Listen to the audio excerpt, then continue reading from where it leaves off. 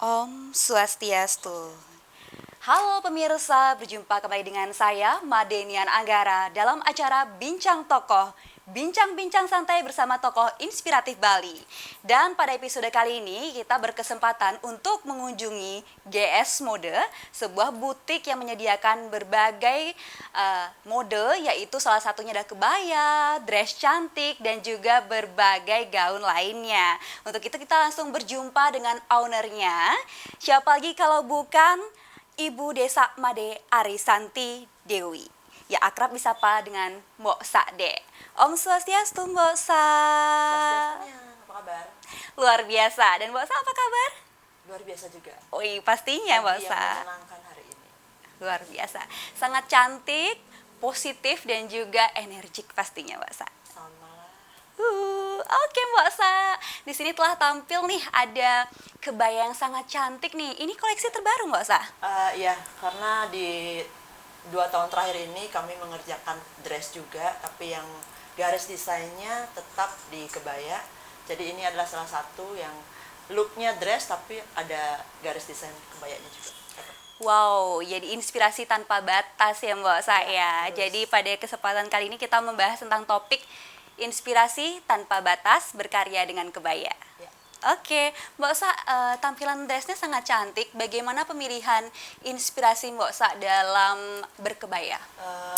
Untuk yang desain ini, untuk yang kali ini, jadi kita move-nya dari style kebaya biar bisa ke dress. Bukan yang seperti kayak ball gown gitu, kami belum di sana. Jadi dress itu bagaimana looknya dress tetap dengan sentuhan kebaya. Itu yang kami lakukan. Biasanya itu dipesan untuk wedding yang stylenya western. Sumber inspirasi dari mana Mbak Sa biasanya? Kalau inspirasi biasanya dari tren, termasuk dari tren. Atau enggak, kalau karena kita di Bali dan style kami, terutama kalau saya ngedesain itu memang dari Patra Bali, tetap aja motif-motif yang dibikin itu ada ukiran Balinya. Ya. Memang Mbak Sa memiliki ciri khas ya, saya lihat dari bentuk payetnya, kemudian cuttingannya sangat cantik. Jadi menurut Mbak Sa, apa yang membedakan antara kebaya GS Mode dengan kebaya-kebaya lainnya? Kalau mungkin yang membedakan ini dari apa yang dibicarakan dari customer kami ya. Kata mereka, di kami itu detailnya yang beda. Kalau cutting mungkin setiap butik punya style sendiri, tapi untuk detail di kami kebetulan detail itu seperti yang ini. Yang ini kan saya desain sendiri, saya gambar sendiri. Oke, Mbak Sa sendiri ya yang desain. Ini kemudian bagian-bagian sini nih saya gambar sendiri. Nah, dan pemasangan bentuk payetnya karena saya yang gambar, jadi saya yang bisa ngelid tukang payetnya untuk tingkat kemiringannya berapa. Wow. Biar bentuk bordirnya itu tetap seperti apa yang saya bayangkan dari awal gitu. Pemasangannya juga seberapa turunnya itu jadi tetap masih kontrol di saya. Okay. Sampai terakhir. Nah, itu mungkin yang membedakan dengan kalau yang butik lain juga pasti punya style sendiri. Kebetulan pilihan warna payet juga masih saya pilih sendiri. Pilih sendiri Mbak Sa juga? Untuk kombinasi warna payet. Baik, jadi sebagai founder juga memang full turut serta dalam memiliki andil ya dalam bisnis ini. Harus kalau menurut saya. Dari awal di 2002 ya sampai sekarang ya saya masih terlibat di produksi. Dan awal mula kecintaan Mbak Sa terhadap mode dari mana Mbak Sa? Kalau cinta awal sih mungkin bukan yang langsung cinta banget, enggak. Ini kan awalnya karena saya seorang perempuan yang nantinya juga akan menjadi ibu rumah tangga tanda kutip ya. Pekerjaan apa yang bisa saya lakukan agar saya tetap bisa menghasilkan uang tapi masih bisa ngurus anak-anak. Wow, luar biasa. Itu yang jadi apa? Jadi patokan dulu kenapa akhirnya saya ke jahit lah, ke fashion gitu. Bukan makanya sekolahnya nggak fashion. Oh ya? Ya. Saya sekolahnya bagian apa? Jurusan apa? Dulu saya lulusan Universitas Brawijaya, manajemen keuangan. yang belajarnya itu saham. Jadi Ikut trading ya? ya ikut trading dulu. Jadi beloknya lumayan Lumayan nih, jauh nih lumayan jauh. tikungnya. Tapi ternyata dulu sempat sih saya agak kecewa gitu, karena kenapa nggak pilih sekolah fashion aja dari dulu gitu. Cuman belakangan baru saya ngerti ternyata punya usaha juga perlu pengetahuan tentang manage usahanya gitu. Jadi ya penting juga. Oke, kalau Mbak Sa dari awal bagian jurusannya memang cukup melenceng ya dari mode, tetapi apakah keikutsertaan terhadap mungkin pembelajaran menjahit atau ada kursus tertentu yang Mbak Sa ikuti? Nggak ada. Awal mulanya bagaimana Mbak Sa? Cuman waktu di terakhir skripsi ya kalau nggak salah itu ada ikut kursus aja, kursus gambar, kursus desain. Nah jadi cuman itu 3 bulan. Ya. Yang ngajar itu dosen-dosen arsitek Universitas Brawijaya. Oke. Jadi kayak postur tubuh, kombinasi warna. Basic ya? Basic Mbak Sa? banget. Dan itu cuma 3 bulan. Singkat. 3 bulan saja. Karena waktu itu di Malang memang nggak ada sekolah fashion. Jadi ya itu aja yang jadi modal sebenarnya, jadi modal. Akhirnya berlanjut jadi ke bakat saya mungkin gambar itu jadi tersalurkan lah lebih jauh setelah 3 bulan itu. Lalu berlanjut membuka bisnis langsung begitu saja atau Oh, bagaimana enggak. Mbak Sa? Itu begitu lulus pulang ke Bali, masih cari-cari pekerjaan yang kira-kira sesuai dengan bakat, tapi tidak mencari pekerjaan yang sesuai dengan jurusan. Oke. Nah itu yang sebenarnya bikin ibu saya agak-agak lumayan kurang berkenan. Kaget ya pastinya. Ya, karena kuliah jauh-jauh, pulangnya kok nggak mau kerja yang sesuai sama jurusan. Nyarinya yang part-time desain, garment. Oke. Terus akhirnya saya kerja di tailornya sepupu. Waktu itu ada tailor. Saya lebih excited kerja di memang yang hubungannya sama jahit. Ternyata di sana passionnya Mbak Sa. Iya ternyata itu. Jadi walaupun awal itu kan namanya teman yang udah kerja di bank dengan jurusan yang saya lulusnya itu manajemen, teman pada kerja di bank atau enggak di manalah kantor-kantor gede gitu. Kalau ketemu kan mereka pakai bajunya yang bagus-bagus ya, rapi gitu.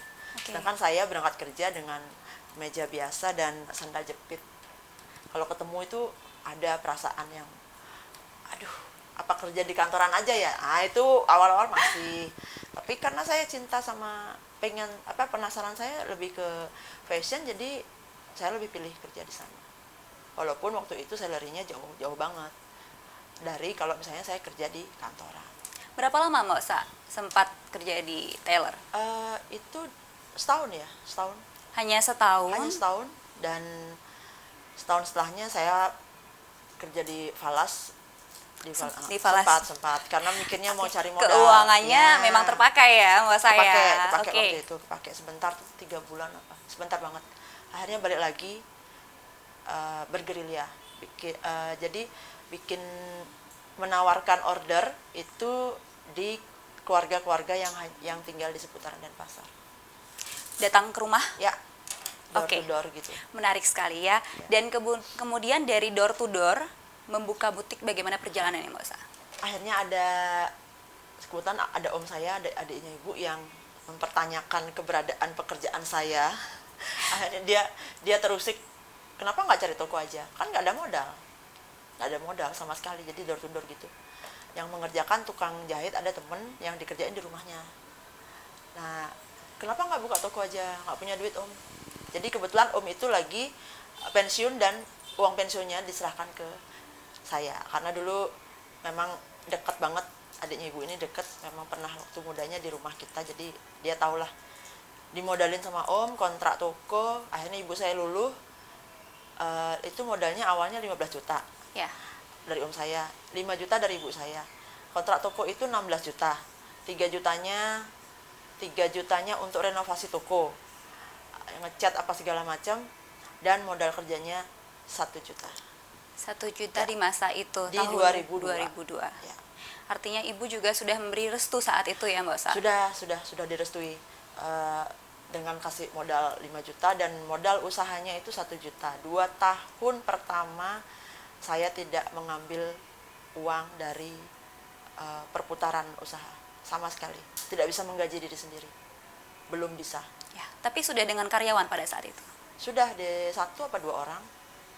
Jadi yang untuk hidup kakak saya perempuan, kebetulan satu kos, kita satu kos kan, saya kos dulu. Kakak saya dan mantan pacar yang sekarang suami saya. Mereka lah bergantian. Mantan pacar. Ya, mereka bergantian yang mengisi dompet saya untuk sekedar beli makan. Ya, Oke, itu jadi selama di 2 sini tahun. ada peran privilege yang sangat luar biasa dari ibu, saudara, om, dan juga suami tentunya, Mbak Sa. Iya, iya. Orang-orang terdekat itu dukungannya sangat berpengaruh besar ya sama proses saya. Yang kakak saya yang perempuan itu begitu saya down dengan kondisi melihat teman-teman saya yang sudah bekerja dan berdasi atau berpakaian rapi, kakak saya selalu mengingatkan, tapi kamu kan tidak passionmu kan nggak di situ. Jadi saya semangat lagi.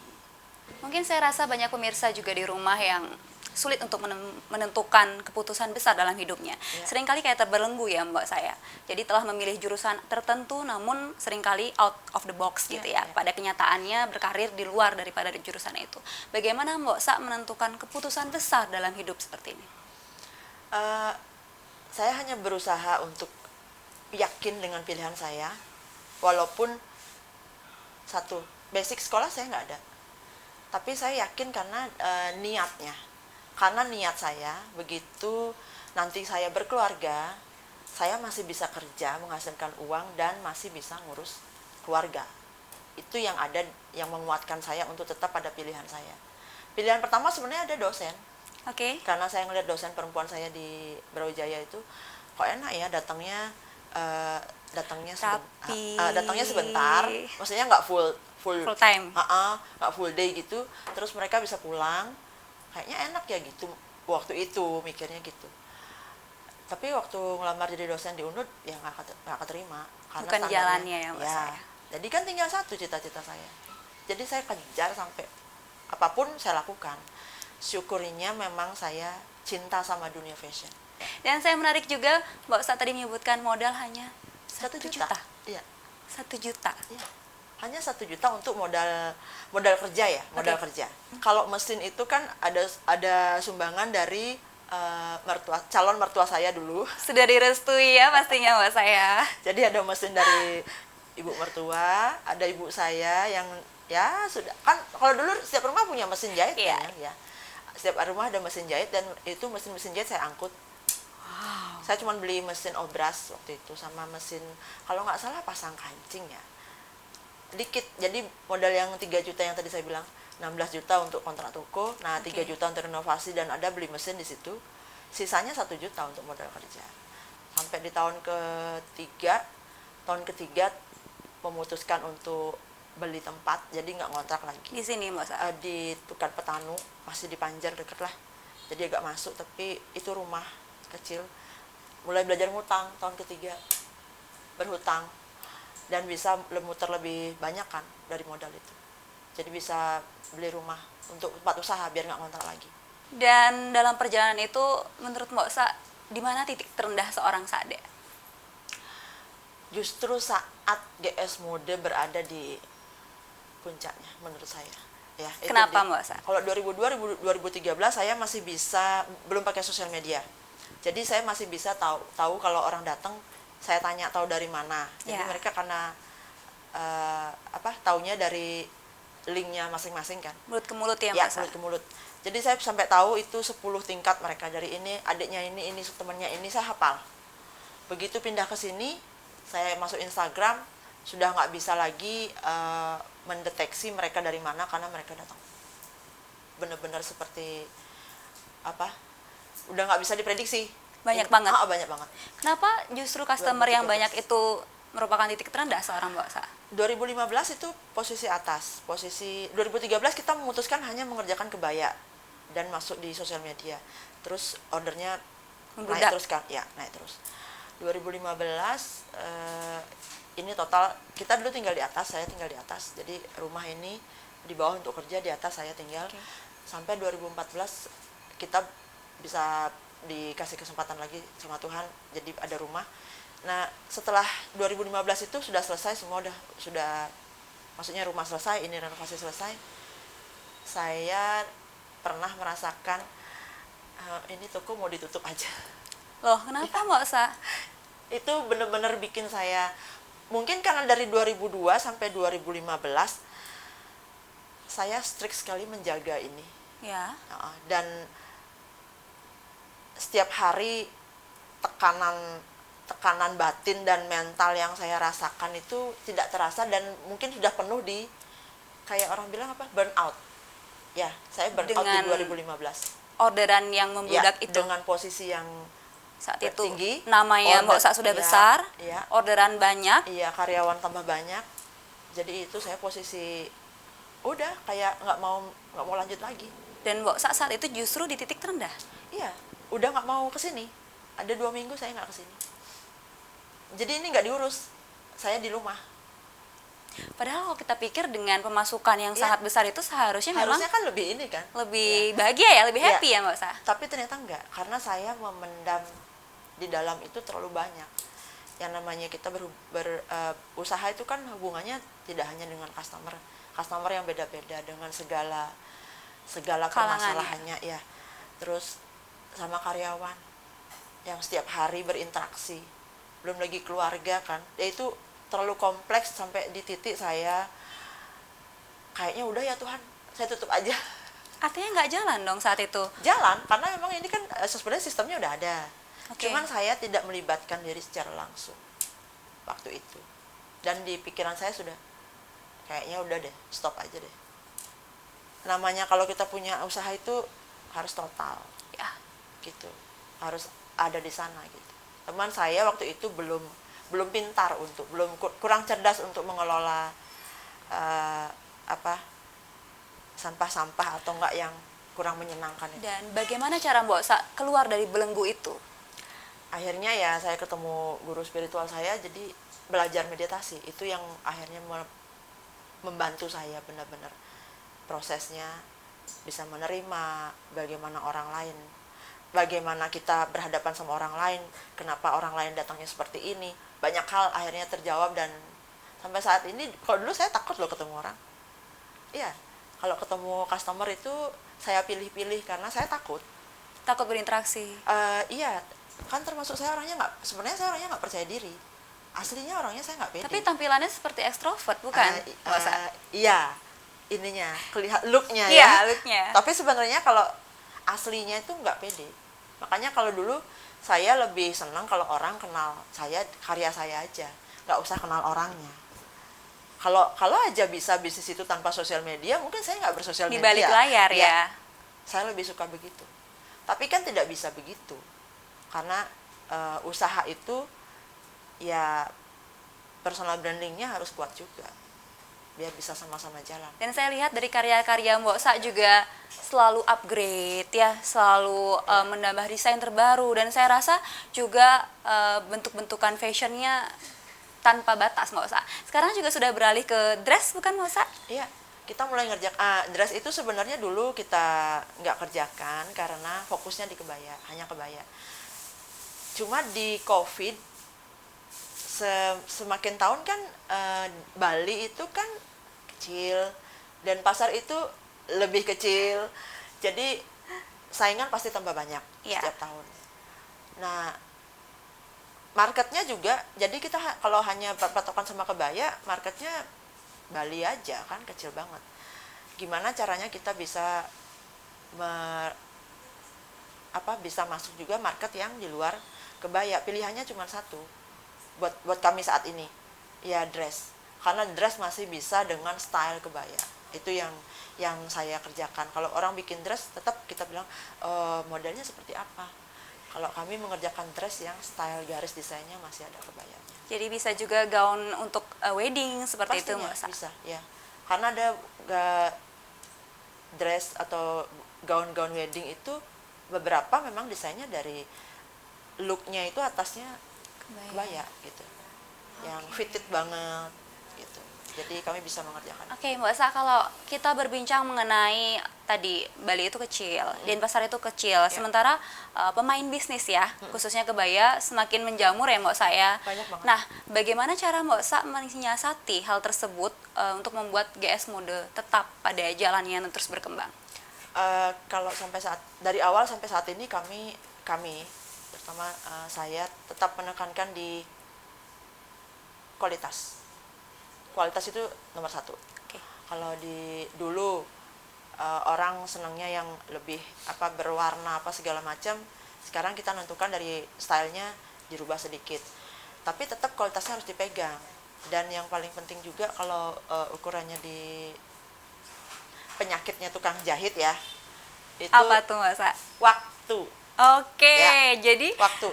ada yang buru-buru biasanya Mbak Sa ya? Enggak, biasanya kalau tukang jahit itu kan suka ngundur-ngundur waktu. Iya. Iya kan, misalnya ordernya dijanjiinnya sebulan, tapi sebulan belum jadi, jadinya 1,5 bulan, 1,5 bulan belum jadi juga, jadinya 2 bulan kayak gitu kan. Kita juga pernah mengalami itu dengan tim yang sedikit dan mungkin manajemennya waktu itu belum terlalu bagus ya, SOP-nya belum jalan 100% lah. Tapi sekarang dengan sistemnya sudah diperbaiki dan anak-anak di sini sudah paham tugas kewajibannya masing-masing, itu jauh bisa lebih dikurangin. Dan ternyata di luar sana mereka membahasakannya kalau mau cepat ke GS Mode aja. Itu saya juga agak ngeri juga sih sebenarnya. Karena GS Mode mampu ya Mbak Sa? Iya, pokoknya kalau yang cepet gitu ke sana aja gitu. Oh, sampai gitu ya orang-orang di luar. Iya, jadi aku tanya gitu, di mana yang bisa cepet? Jadi mereka ngomongnya gitu di luar. Paling cepat berapa lama sih Mbak Sa? Kalau misalnya dengan detail aja itu seminggu. Tapi ada sih yang 2 hari dengan detail. Ada yang sehari nggak? Sehari ada, cuman detailnya mungkin nggak Oke. bisa ini ya. Ada 2 hari kemarin kita kerja. Ditambah lagi Mbak Sa, kita promote di sini ya, makin banyak datang yang Top cepet-cepet ini ya. nih. Tolong nggak usah ketularan ya. Mintanya cepet. Oke, jadi memang ada deadline tersendiri ya Mbak Sa ya, dan komitmen terhadap tanggal untuk selesai itu juga Ya, harus ada. harus. Tapi kalau memang kita tidak memenuhi, maksudnya orang minta cepet, di jadwal kita juga udah penuh, ya kita juga harus jujur bilangnya nggak bisa gitu. Tapi kalau bisa antara geser ini bisa, masih bisa, pasti kami bantu. Kan nggak mungkin nggak, karena kebanyakan memang yang tidak bisa ditolak di sini adalah customer loyal kami yang udah lama ya gitu. Tiba-tiba datang, kami kira satu, ternyata satu keluarga gitu kan. Dikira satu, yang hubungin kita satu orang, Tapi yang ternyata ikutnya keluarganya gitu semua gitu kan. Oke, kan nggak bisa bilang nggak. ya. Mulai dah, ini yang mana digeser, ini kesini hari ini gitu.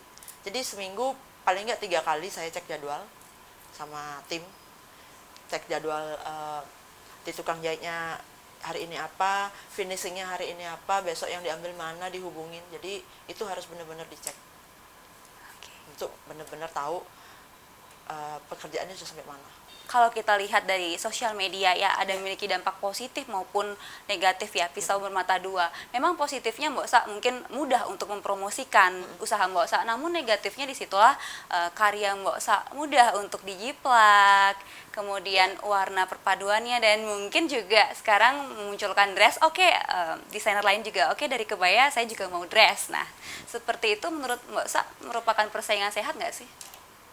Sebenarnya kalau di sosial media ya seperti saya bilang tadi kan, kita mendapatkan inspirasi itu dari banyak hal untuk sekarang ini. Kalau dulu karena nggak ada sosial media, saya cuma dari majalah yang saya kayaknya mau 3D aja gitu kan, gimana sih ini bikinnya, nggak ada videonya kan. Kalau sekarang kan gampang. Tapi buat saya kalau bilang terganggu karena kita share di sosial media terus jadi orang bisa mencontek atau mencontoh apa yang kita buat, mengikuti. Buat saya balik lagi, kalau dia pintar dan cerdas, mengikutinya hasilnya pasti juga bagus. Tapi kalau dia tidak melatih dirinya untuk bisa, tanda kutip, mencontek dengan pintar, ya hasilnya juga nggak akan seberapa gitu. Tapi saya belajar juga, dulu kan saya terbiasa melihat hasil karya orang lain, dan ibaratnya karena saya nggak sekolah, saya akui saya belajarnya dari mencontek dengan menggambar sendiri kan, bukan yang diplak gitu kan, nggak bisa kalau dulu. Jadi saya gambar. Tapi satu saat saya putuskan diri saya untuk tidak melihat, membiasakan untuk tidak melihat hasil karya orang lain. Dan ternyata memang idenya jauh lebih Bagus. keluar ya. Jadi karena kita nggak terpaku. Kalau kita mencontek, kita terpaku sama ide orang. Ingin sama ya Mbak Sa? Ya, jadi kayak ada batasan. Oh seperti ini, jadi nggak bisa berkembang. Tapi begitu saya biarkan diri saya untuk tidak melihat hasil kanan kiri depan belakang, saya hanya berdoa saja, Tuhan ya menjadi saluran Tuhan kan. Kadang-kadang udah jadi besar gitu desain gambar tuh saya bingung, ini kok bisa ya gambarnya jadi seperti ini gitu. Jadi nggak kebayang sebelumnya. Ya itulah yang saya lakukan selama ini setelah saya tidak melihat dan mencontek hasil karya orang lain gitu. Dan satu hal lagi Mbak Sa Ya. sangat membanggakan ya, karena terima kasih. sebagai desainer mampu mempromot nama Bali khususnya ya, mengikuti ajang-ajang beauty pageant seperti Pro Indonesia ya saya sebutkan, kemudian Miss Universe ya, yang terakhir kemarin ada photoshoot terakhir bersama Miss Supranasional 2024 yang Luar kebetulan biasa. juara Miss-nya itu dari Putri Indonesia 2023 Harasta. Oke, luar biasa Mbak Sa. Jadi hasil karya Mbak Sa tidak hanya digunakan oleh masyarakat kaum Hawa saja, namun juga artis-artis yang terkenal menggunakan, kemudian sampai juga Iya. putri-putri dari luar negeri. Luar biasa Mbak Sa. Bisa diceritakan perjalanan Mbak Sa hingga sampai di titik itu? Sebenarnya saya sih nggak pernah terbayang ya mau jadi, maksudnya karya-karya kami dipakai mereka gitu, tidak pernah terbayangkan. Yang saya lakukan adalah gimana membuat sesuatu bergerak terus, berinovasi terus, sesuatu yang bagus, nanti juga sampai kok kepada banyak, ke orang-orang. Nah istilahnya gini, kalau mau sampai di satu titik kita harus upaya melayakkan diri dulu, ya kan, melayakkan diri dulu dengan segala usaha. Kalau sudah di titik ini nanti pasti kebuka pintunya, entah itu informasi dari orang lain, yang saya bilangnya itu adalah kebetulan, tapi kan memang tidak ada yang kebetulan di dunia ini ya. Jadi itu juga keberuntungan saya, sampai orang-orang itu tahu kalau di Bali ada kebaya yang kalau mereka pakai juga mereka jadi cantik gitu. Dan Luar biasa. saya sepanjang tahun dari 2000 kalau nggak salah COVID awalnya diajak photoshoot sama Artis-artis ya, juga Mbak Sa. artis. Ada Aurel, Bunda Shanti. Ashanti dan keluarganya. Bapak Jokowi juga. Anaknya Pak Jokowi, Kahiyang Ayu.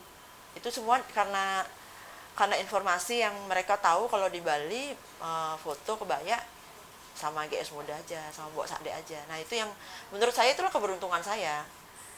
Tapi kalau di flashback lagi, kalau kita tidak mengupayakan banyak hal sebelumnya dan kita tidak melayakkan diri di sana juga, itu juga nggak akan datang gitu. Ini kuncinya, buat diri layak terlebih dahulu, Ya. lakukan yang terbaik yang kita bisa, Ya. hasil Dan akan datang akan sejalan ya Mbak saya. Luar biasa. Bagaimana tips-tips Mbak Sa untuk para wirausaha muda kita agar berani untuk menentukan passionnya, Ya. kemudian dan mampu mengekspor karyanya? Buat saya kalau anak-anak sekarang itu punya kesempatannya lebih luas. Yang pasti karakternya dibenerin dulu ya, yang simpel-simpel aja, kayak misalnya dia bisa adaptif, bisa beradaptasi cepat, terus bisa menghargai orang lain. Karena kalau mau bisnis itu yang utama punya karakter yang baik, ya jujur pastilah, terus tekun, disiplin. Nah itu yang simpel sih, tapi kalau melakukannya mungkin banyak orang yang oh gitu ya gitu. Karena itu modalnya sampai sekarang ya saya lakukan itu. Oke. Ya tekun, tetap berpikir baik, itu aja. Karena kan segala sesuatu terjadi karena kita yang pikir kan. Ya. Kalau saya pikirnya Berawal dari pikiran ya Mbak saya. kalau saya pikirnya nggak baik, kita hancur ya hancur. Tapi kalau kita pikirnya baik, Tuhan pasti bantu, pasti tolong. Kalau kita bergerak, ya itu terjadi gitu. Dan kita nggak boleh diam aja begitu saja. Oh iya jelas. Harus berusaha tentunya Mbak Sa, luar biasa. Dan juga di sini sebagai acuan ya Mbak Sa ya, Ya. bahwa memang sejatinya yang Mbak Sa katakan tidak boleh seseorang itu dalam posisi kesombongan, karena di posisi nyaman itu Iya. rentan terhadap jatuh. Iya, benar. Luar biasa. Kehadiran Tuhan juga luar biasa dalam Eh, proses berkarir Mbak Sa. itu yang utama kalau buat saya. Tuhan. Karena sumber kekuatan saya di situ. Karena saya pernah merasakan di titik terendah saya, ya entah itu pas saat itu ya, di titik terendah saya yang paling dalam, saya merasa paling berada di ruang gelap hitam itu, saya hanya bisa bilang sama Tuhan, eh, tolong jangan tinggalkan saya, tolong jangan tinggalkan saya. Dan benar, itu permasalahan paling berat, seperti film 180 derajat itu tiba-tiba berubah. Itu proses keberserahan yang saya tahu, oh ternyata kalau kita secara total berserah sama Tuhan, itu jalan yang tidak pernah kita bayangkan itu terjadi. Itu yang pernah saya alami. Dan saya, oh ini namanya berserah di titik yang rasanya kita sendiri udah nggak ada yang bantu, tapi saya punya keyakinan Tuhan itu nggak pernah kemana-mana. Tuhan itulah yang hanya Tuhan yang ada selalu buat kita, buat saya. Jadi itu yang bikin saya tambah yakin, walaupun misalnya kayak kemarin COVID gitu, saya berusaha meyakinkan diri saya untuk saya tahu Tuhan nggak kemana-mana. Saya tahu Tuhan selalu ada untuk saya dan anak-anak saya. Memang terkadang kita yang kemana-mana dan Iya. menyaksikan kehadiran Tuhan itu. Ya benar. Jadi kita yang sering lupa mencari kemana-mana, tapi sebenarnya Tuhan itu nggak kemana-mana, cuman kitanya yang kemana-mana, benar katanya. Dan Tuhan juga ada di diri kita Mbak Sa. Iya, ya itu pasti. Untuk itu yang Mbak Sa katakan bahwa di dalam diri kita harus ada niat untuk kita pasti Begitu bisa. kita berniat untuk datang ke Tuhan, ya 1000 langkah Tuhan akan datang ke kita kan. Itu seperti pesan guru saya juga begitu. Jadi banyak hal yang akhirnya saya bisa berdamai sama banyak orang, bisa berdamai dengan keadaan, bisa menerima, dan jadinya jauh lebih bersyukur. Jauh bisa setiap hari. Kalau dulu saya berpikirnya, kalau berpikir positif itu ya hanya segampang itulah orang berbicara, nggak mungkin lah gitu. Tapi paling nggak sekarang saya secara pribadi sudah bisa merasakan, oh iya ternyata kalau kita berpikir baik, yang baiklah yang datang. Itu aja. Jadi setiap hari setiap pagi pun saya berusaha menyelesaikan dengan secara doa dengan banyak orang, termasuk dengan ini yang hadir ke sini sekarang, dan juga tim. Saya juga harus menyelesaikan karena setiap pertemuan itu tidak ada yang kebetulan. Pasti ada maksud di balik setiap pertemuan. Jadi saya jadinya bisa lebih menghargai setiap pertemuan dengan siapapun. Walaupun di setiap pertemuan tidak semua itu menyenangkan. Tapi paling enggak jadi saya tahu, oh ini yang harus saya selesaikan. Karena dulu yang saya anggap hidup itu hanya menjalani, kamu sekolah, kamu kerja, cari uang yang banyak, kamu bisa hidup. Tapi ternyata tidak sesimpel itu, tidak sesulit itu pun. Kalau bilangnya sulit ya sulit, kalau bilangnya itu ya cuma segitu-gitu, enggak. Ternyata hidup itu jauh lebih berharga ketika kita tahu kita bisa meniatkan untuk jadi saluran Tuhan gitu. Dan hidup akan menjadi lebih bermakna ketika kita mampu untuk memaknainya. Ya, betul. Luar biasa. Closing statement dari seorang Sa'de, founder GS Mood, silahkan Mbak Sa. Buat saya, menjalani hidup itu yang terpenting adalah niat baik, entah itu perbuatan, perkataan, dan pikiran. Terima kasih banyak Sama-sama atas berbagai pengalamannya, pesan-pesan hidup yang sangat luar biasa. Seorang desainer muda berbakat dan berprestasi yang menjadi tamu dalam bincang inspiratif tokoh kita pada kesempatan hari ini. Mbak Sa, Terima kasih. terima kasih Mbak Sa. Tak terasa sudah di penghujung waktu. Dan pemirsa Bali TV, tak terasa sudah 45 menit kita bersama. Semoga tayangan tadi bermanfaat bagi Anda. Saya Madenian Anggara, sampai jumpa di episode Bincang Tokoh mendatang. Om Santi, Santi, Santi Om.